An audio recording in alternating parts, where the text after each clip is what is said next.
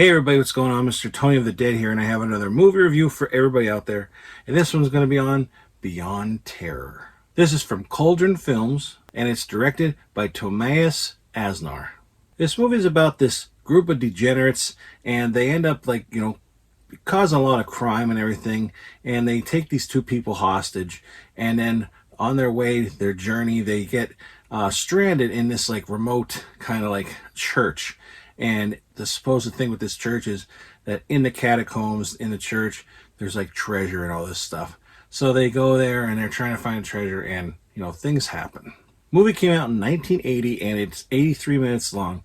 And this was a first time watch for me. And if you're keeping track, I guess this is number 3 in the Cauldron film archive or whatever, from their library.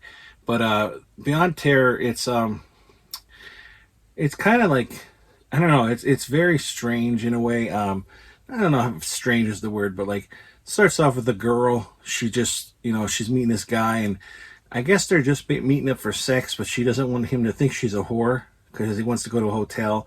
So she takes him out to this field in the middle of nowhere and tries to rob him, and then he hits her in that, and then she ends up killing him.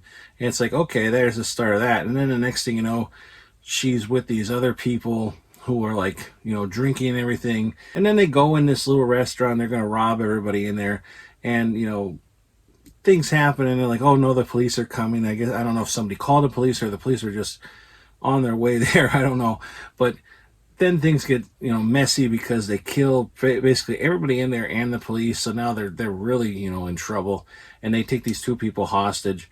And on the on their adventures, they end up stopping at this one place where was this house, and it had this old woman in it and this little kid, and they bust themselves in there, and they just kind of are pieces of shit. They wreck the place, and the girl beats on the old woman, and for no reason, and they end up I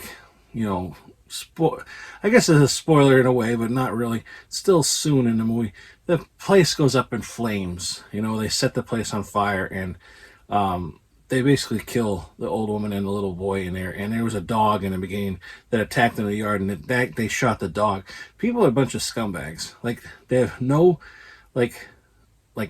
remorse for anything they do. They're just assholes, and they go and they're in this church area, and it's just very strange. It's a very strange atmosphere, and there's a kid that's feeding them food, and he has a ring on. They tell him, where did you get that? And he says, I found it by the catacombs, must be part of the treasure. And that's what gets them interested in the treasure, and this legend about this treasure in the catacombs. I'm going to try to pronounce it this in another name, which is the reverse cover on here, but it's a Meas Ale del Terror.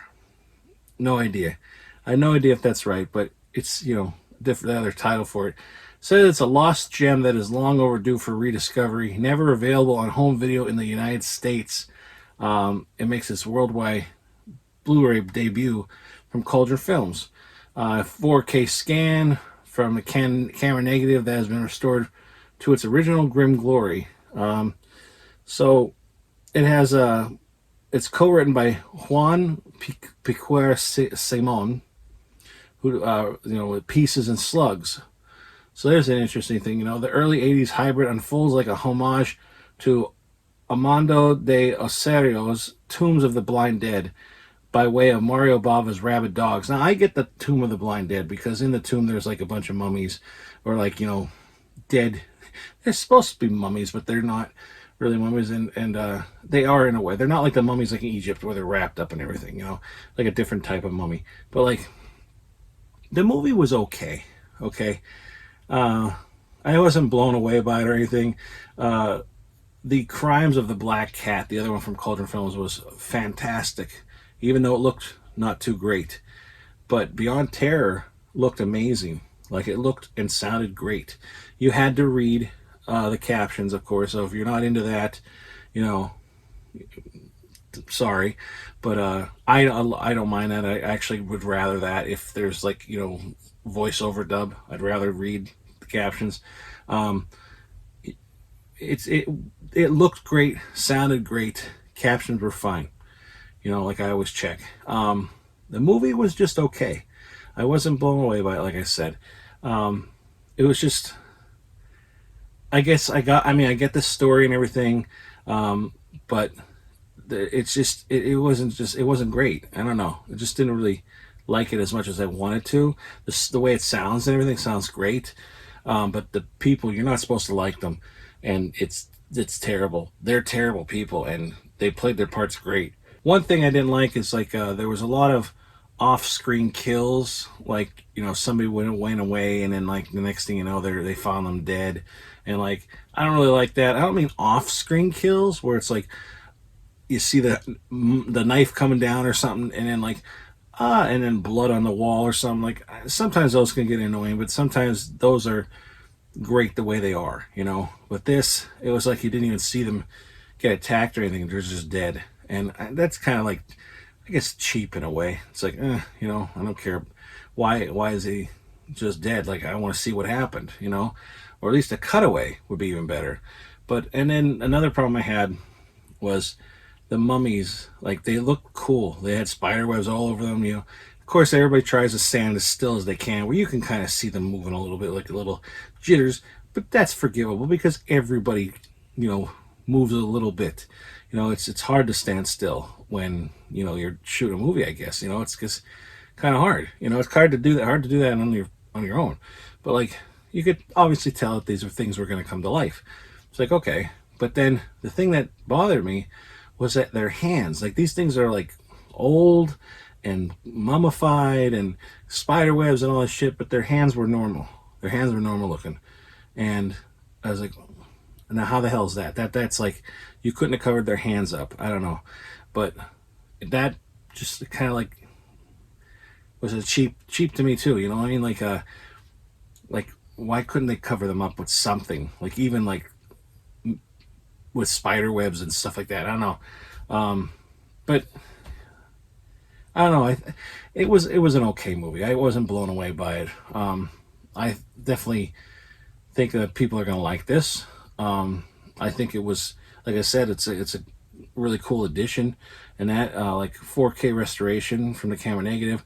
The only special features are here are commentary with film historian Kat Ellinger, an image gallery, and reversible cover. So there's not much special features on here either. It is cool though, that this is over here in America now, thanks to Cauldron Films. It's cool. I got to see it. The cover, the cover here is awesome. I really like that. And then on the Blu-ray, it's just a normal, looking like that. And it is region A, B, and C. And then you have a reversible cover here, which I'll tell you something about that too. Like, I kind of like this one almost as much.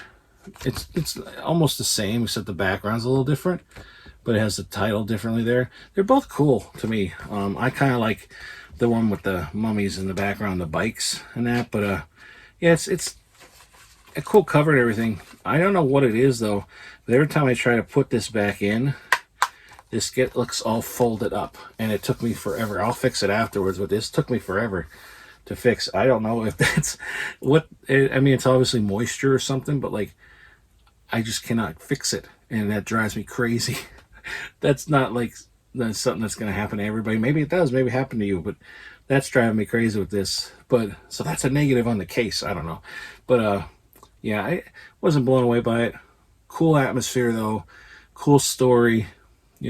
Supernatural kind of stuff. You hate the people that are, the main characters in this, even the people that turn into hostages, and they end up being hateful as well. So, it goes from there. Like, they deserve everything that comes to them. That's the way I look at it.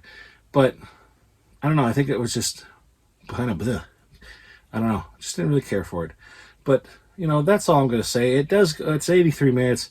So, and it goes by smoothly, not bad. If you don't mind reading captions, then you'll be fine. I think it's worth a watch. But for me, I don't know how often I would watch this. Probably wouldn't watch it again. Not that I'm saying I never would, but I don't have any desire right now to watch it. Let's just say that.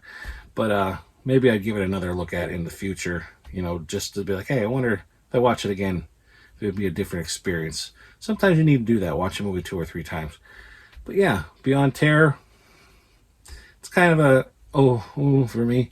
But let me know what you think about it, if you picked this up and what you thought about it. So yeah, definitely please give me a thumbs up on this video. Hit the subscribe button. Follow me on any one of the social media links in the description box below. If you want a copy of this, I'll put a link below for that as well. Also put a link below for the trailer. But like I always say, proceed with caution. The trailer may contain spoilers. Thanks everybody for watching, and talk to you later. Bye.